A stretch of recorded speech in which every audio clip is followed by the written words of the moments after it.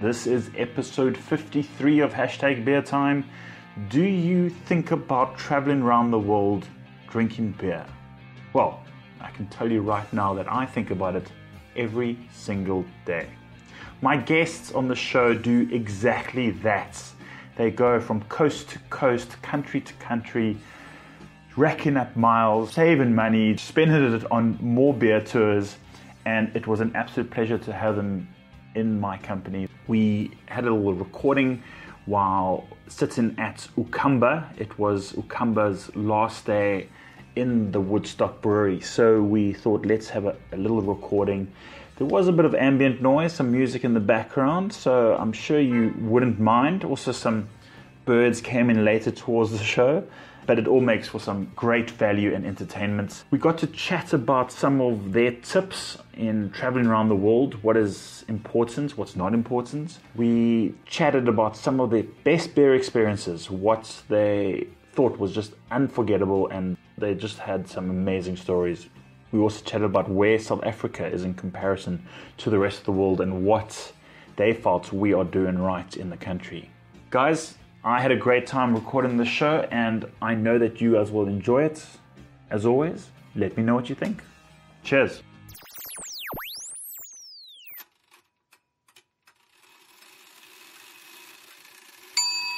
You know what time it is. What's up, beer people? If you heard it on the Hashtag Beer Time, it's true. It must be true. It's true. It is fact. Please, won't you name one of your beers Cart Horse? And just do something terrible. Just brew shit beer. Stick your finger in there every now and again. Stir it with a sock. Every show, it feels like my first show. Every show is a new adventure. Having some good conversation here, Mr. Troy. Did I make sense there? I think I did. I love them all. Are we all fair?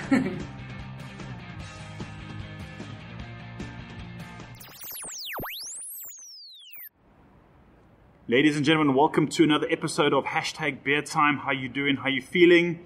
It is a Sunday. We are seated in the Palm Center in Woodstock. It is the last day of Ukamba Beer Works. I say the last day. It's the last day of his brewery being opening. For those of you who don't know, he has been, taken over by Devil's Peak, and he will continue to brew his beer from Devil's Peak. But let's get on with the show. As you can hear, there's a bit of music in the background, but that shouldn't matter as long as you can hear us. I'm seated with two guests who are visiting South Africa at the moment. They, wait for it, travel the world drinking beer. It's quite a thing to think about. But let me welcome Ale Trail and Dusty. Dusty Girl, one, or just Dusty Girl? Let's just do that. Twitter or Instagram. So social media, you guys known as the Ale Trail and Dusty Girl, but also known as Gary and Jill. Guys, welcome to Hashtag Beer Time. Hello, welcome. Thank you. How was it, Troy? Oh, Good to meet you. love the South African there. So guys, today I wanted to just chat to you very quickly on traveling around the world drinking beer. I think we met up on Thursday night and you casually just slipped into the conversation that we travel around the world drinking beer wherever we can go, from wherever, and that to me was something that kind of just stood out. But before we tackle questions and your thoughts on that, our thoughts on that, let's crack open a beer. One that I believe you haven't had. This is the New England IPA from Devil's Peak, the African Queen. Now, do you have any idea why it's called the African Queen? Well, Jill might have an idea. Well, my only knowledge of the African Queen is the Humphrey Bogart film, who I love immensely, and we have been to actually go on the African Queen boat. Ah, okay. But in terms of the beer, I'm not quite sure what that means. Well, I will. It's a hop. Yes, it's a good guess. It's a new hop which has become quite popular, and in fact, I think it was one of the hops that almost ran out last year. There was such a demand, not just in Africa, but in the States. And so Devil's Peak have made this New England IPA. And I know you guys are fans of IPAs, New England IPAs? Yeah, very much so. It's a big fashionable thing, and I still can't get enough of them. You brought some. I was lucky enough to try some of the Cloudwaters that you brought over. So let's have a sip of this, and then we can talk about those other beers.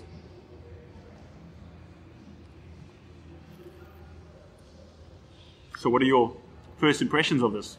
Yeah, aroma's very peachy, big punchy flavour, and it's super silky smooth, isn't it? It really goes down a treat.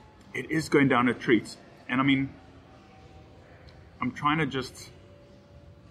Yeah, it's not too heavy, it's not too overpowering. I think the thing that Devil's Peak are trying to encourage, and I think maybe not just Devil's Peak, but it's definitely lends itself to the South African environment, you don't want to go too high with your alcohol. And I think that's the one thing that we noticed the other night.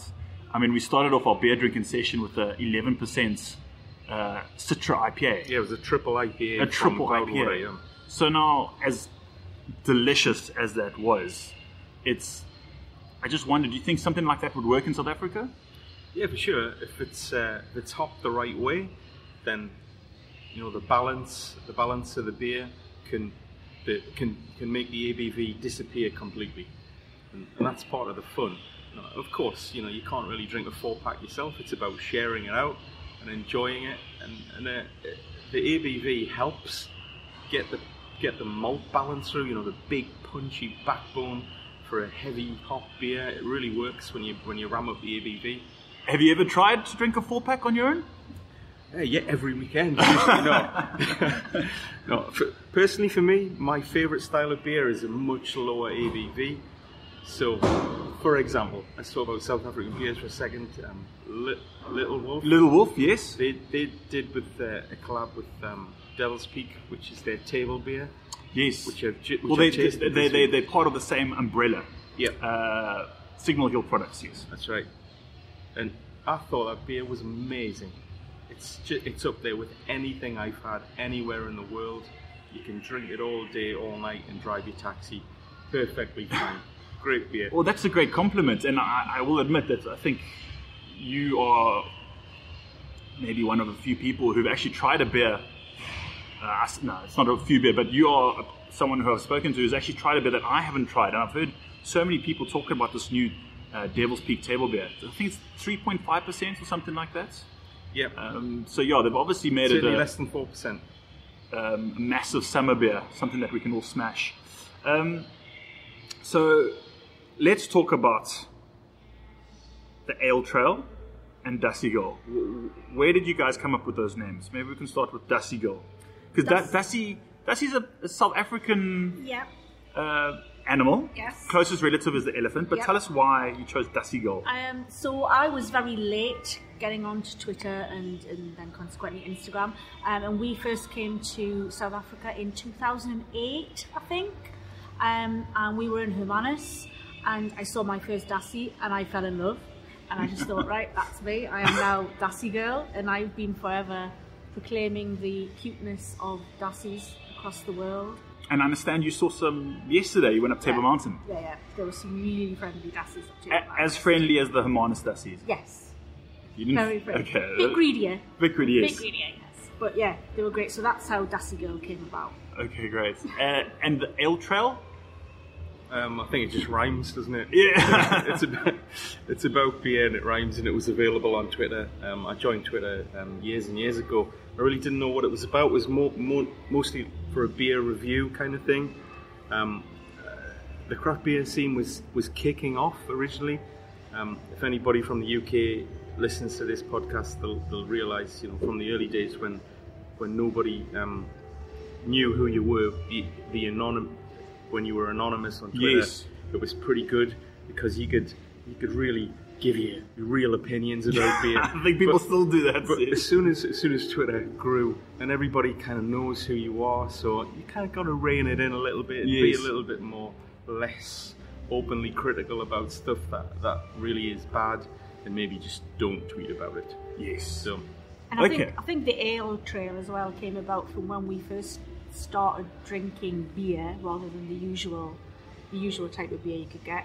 We started on real ale and were members of CAMRA back in the UK, and it was all about the real ale and the traditional way of brewing and those sorts of things, and I think that's where the Ale Trail blossomed from, wasn't it? Yep. Whereabouts, just to tell the guests, where are you from in the UK? So we're from Newcastle, which is in northern England, so the northeast of England. We call it, if you look on Twitter, for hashtag capital of craft. Okay. There Obviously, is another one in San Diego, San Diego. which proclaims to be quite. they think they're capital of craft. craft, but Newcastle in the UK definitely is. We've got a raft of breweries, a load of great bars who bring in some of the best beers in the world. Any breweries that maybe we would know of, or anyone that close in the vicinity? So in Newcastle, we've got a lot of great breweries. A prime example would be the one, Troy, that we tried this week. Okay. From Wylam Brewery. Yes. That was that double IPA that we had called Freak Magnet. The blue label, I think. That's the one, the blue label. Bizarre Yeah. label. It had a goat's head or something that someone... Yeah, the artwork was amazing. So the artwork changes on all the cans. It's different artwork. Yeah. The guys who make it. So the manager, this guy called Dave Stone, and he lets the head brewer, who's called Ben Wilkington, just go crazy. You know, all the hops, all the money. Just do what you need to do to make the best beer you can. Sounds great. So the beer that we had was just absolutely lifting with Nelson Sauvin hops. Was that the new release one? Yeah. Yes. I think you said it literally released this week or something. Yes. So handily enough, just mentioned Dave Stone before. He allowed us to pick some cans up straight off the canning line before we flew out to South Africa. Beautiful. So it was very luckily timed. You know, it was literally pick them up with the canning line, take them home, put them in the suitcase, and then get the taxi to the airport. Brilliant. I like that story. So thank you again for bringing that beer. I thoroughly enjoyed it. So let's talk about, we teased the listeners a bit earlier about traveling around the world.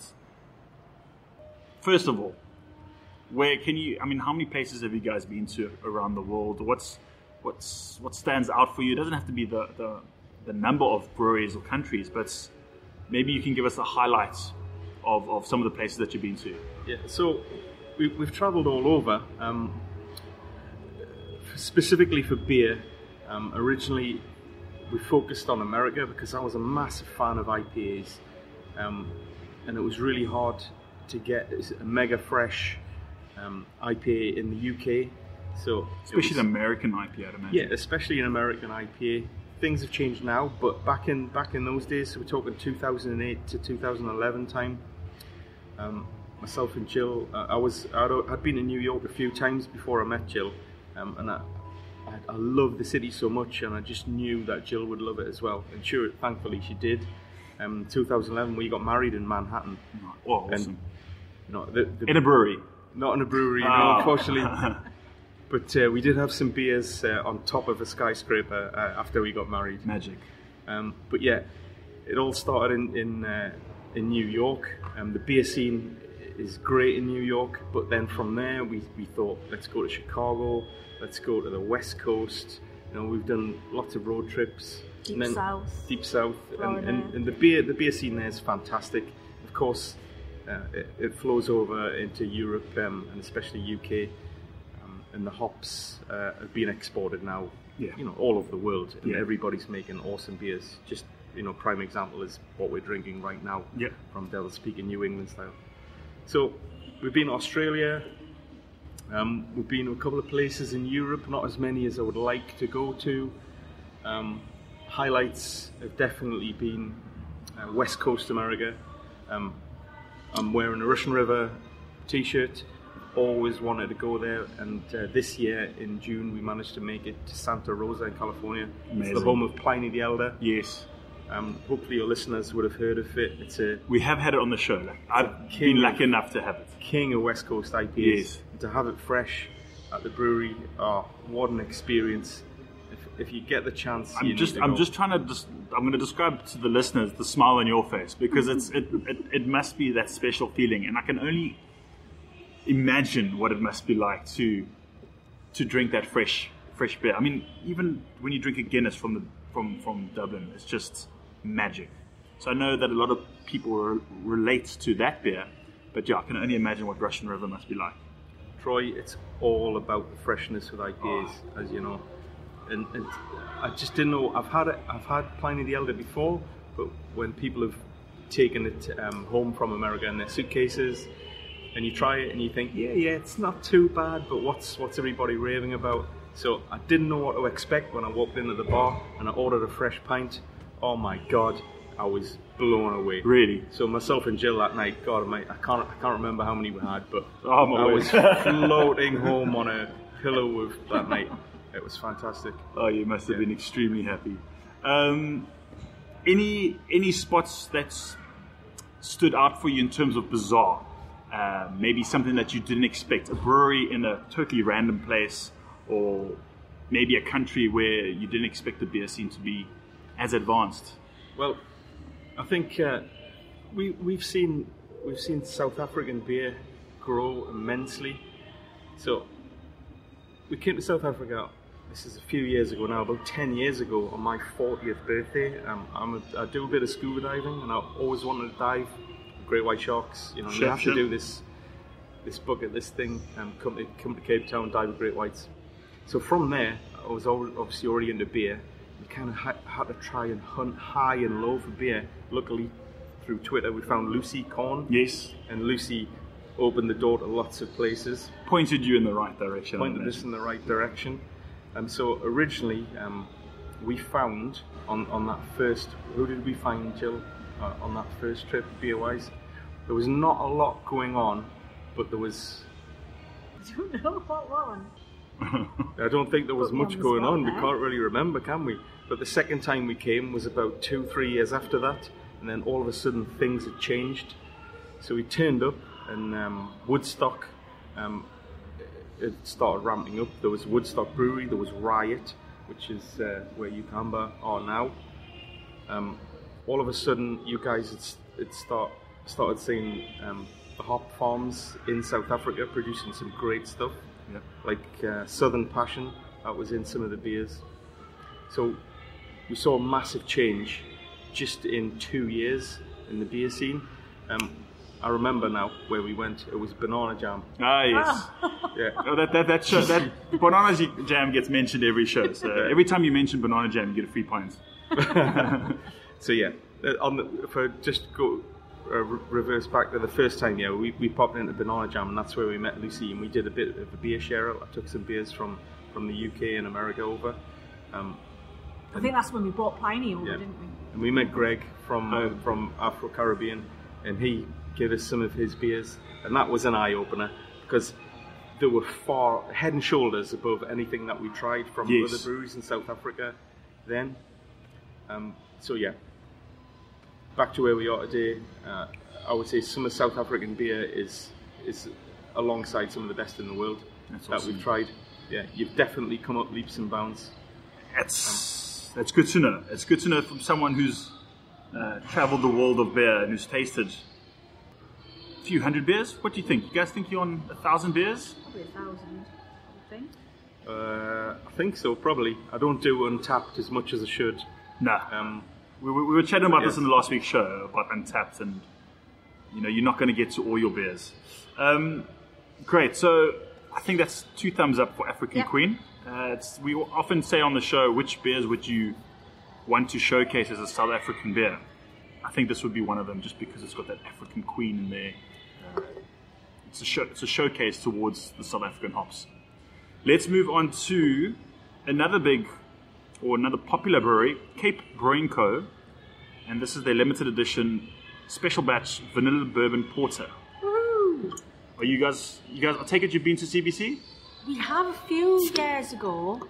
We haven't been lately. But I'm a massive stout and porter fan. Good. Well, again, I think what these guys are doing right is that they're making these beers sessionable. It's introducing, bourbon that you would usually expect in a Russian Imperial Stout. Yeah. They're introducing this kind of Into a lower ABV. So I'm gonna give it a little sniff. Beautiful aroma. So, oh yes, subtle, easy, a little bit of coffee, a little bit of you get the subtlety creamy of caramel sweetness. the barrel age. I want to know from you guys, what are maybe 3 things that's South Africa is on par with in terms of the world in the brewing scene? Where are we? And it doesn't have to be 3 facts. It can maybe be three comparisons, are we in some aspects on the same level as breweries like Russian River, or are those industries a few years ahead of us? Yeah, so it's I think it's about freshness of ingredients and the variety of ingredients. So where South Africa are ahead of the game compared to general craft brewers is in lager production. You make some great grassy herbal pale ales and lagers. You've got a lot of German influence for the breweries here. So the German influence from the brewers really works. Excellent lagers. And I think, as I mentioned before, the South African hop scene, the hop growers have absolutely ramped up the quality.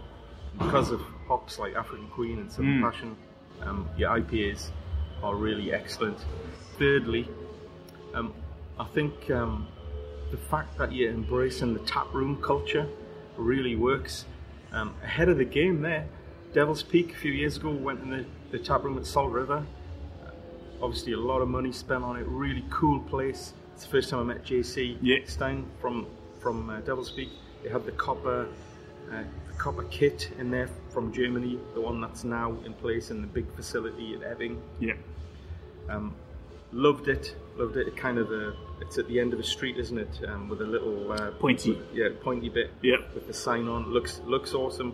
It's in a great location, kind of a little bit out of town, so you have to make the effort to go there. Good food, and also here we are now sitting in Woodstock, and we came here first time last year, 2 years ago, and the tap room scene, I just didn't know what to expect. And it's exactly the same as what you would see in London or California or now where we're from, Newcastle. So you're ahead of the game here, for sure. Okay, so you would almost encourage this kind of business plan, maybe see more of these kind of things. Yeah, for sure. Yeah. People who are into beer are the same kind of people. They're into the coffee, they're into great food. They want to see who makes the beer, they want to be associated with the local produce. And it's great to walk into a tap room and just meet the guy who made the beer, and he can talk to you about it over a beer, and you just feel part of it all. And you know, when you're spending your rand over the counter, you can actually see where it's going. You know, it's not disappearing to some. You're not having to rely on a poster or marketing that sometimes the big brewers can only afford to do, and it's unfortunately with the big brewers, it's that faceless kind of communication that they have, whereas what's so important to the craft brewer is that you have that one-on-one, as you said. Let's have a quick sip. Are you guys enjoying this? Yeah, this is lovely. Yeah. So for me, I just think it needs to warm up a bit. I always like these beers porters served at around about 11-15 degrees. Okay. I know you've just brought this out your cool bag, but for guys who want to have a really full flavoured dark beer during the summer months, you know what? This probably hits the mark. You don't need to wait. You can drink dark beers all throughout the year. Don't need to be mega chilled as long as they've got a lot of flavour. And CBC have cracked it here. It's not massively low in ABV. What is it? 6.5%. Yeah. But it's not a huge 11-12% heavy. Stout. It's interesting that you say you'd warm it up to about 11. I think it's a barrier for the mindset of South Africans. They can't do that kind of percentage. So just talking about travelling and the temperature of beer, we were in Australia on our honeymoon, and we found this great brewery, which is in the centre of the wine region, one of the wine regions there in southern Australia. And they did a stout, and I'd been longing for a stout for the whole honeymoon because where we were, there weren't any stouts. So I got a stout, and he said, would you like me to put it in the microwave for you? And I went, my word. Sorry, what? He says, well, you're from England and you like them a bit warm. Do you want me to warm it up? Oh, no! Really? Do not put it in the microwave. Apparently Brits have asked for that to be done. So it's a bit odd. We've got some company now with some birds, but that's fine. More musical ambience in the surroundings. What are your... I want to know from you guys, we can start wrapping up now, but I want to know from you guys, No pun intended. Exactly. What are the 3 kind of tips or pieces of advice that you can give to someone who wants to, and this is me included, who wants to travel around the world drinking beer? Where do they start? What should they do? What stood out for you as things that are must-dos, must-sees? I know I said 3 things, but you can go wild. Yeah, social media is a great thing to get to know what's out there, get in touch with people, and then build a mental map of where you want to go. It's expensive to travel, so what we do is, if there's any opportunity to save up air miles, whether you're traveling for business, when you spend it on your credit cards, save them up, and over a couple of years, all of a sudden you'll have enough to kind of get over somewhere. And then, and one other thing you have to do really is just do it. Sometimes within limits, you kind of have to ignore the cost and just book that ticket. And once you've booked the ticket, which is non-refundable, you realize, oh my God, I am going to California. And then that's it. Prepare, yeah, you're prepared. Book it for years ahead. Put the shout out on social media that we're going here, what do locals recommend, Yes. this is what I like, so that when you go there, you know what to do. You're not sort of going around blind, going in the wrong places. Make sure you know where you're going. Yeah, I've made that mistake before. In New York, actually. I didn't know where to go. And I wish there was someone that I could talk to who just said, don't bother going here, go here and here. Yeah. And when you make that connection with somebody, it's then somebody who you can rely on and go to and meet up with when you're there. And one of the things we like doing is, obviously as we did a couple of nights ago, is we'll take beers with us. We'll share beers with people, because that's one of the best things, is sharing beers that they can't get hold of and seeing their reaction to it. And it's just nice. As we said, beer people are good people.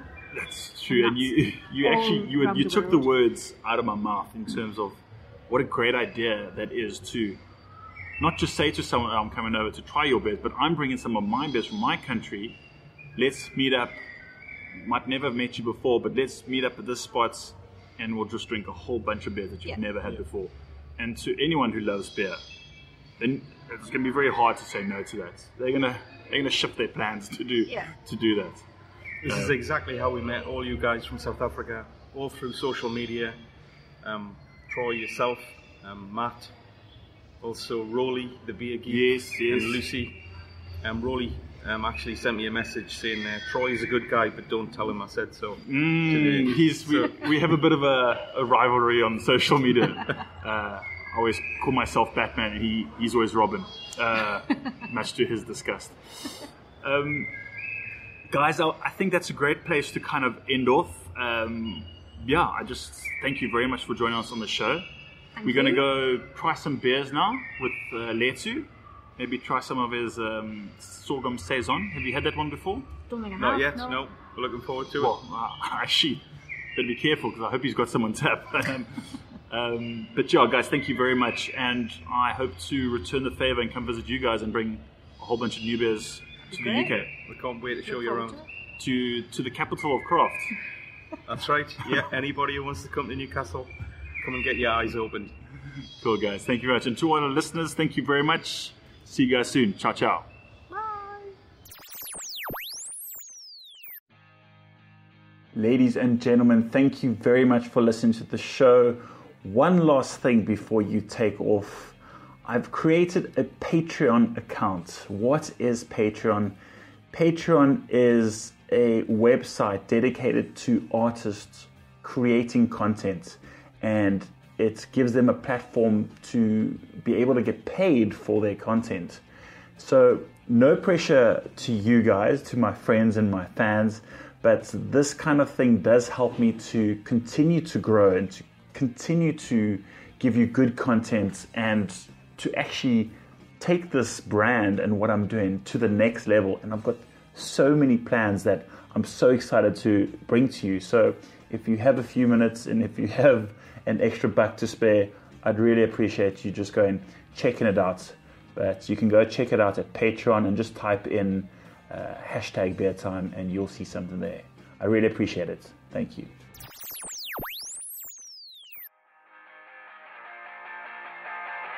Thanks for listening, guys and girls. Make sure to follow me on Instagram, Twitter, and Facebook. Just search for hashtag beer time. That's hashtag beer time written out in full. Hope you enjoyed the show and check you next time. Cheers.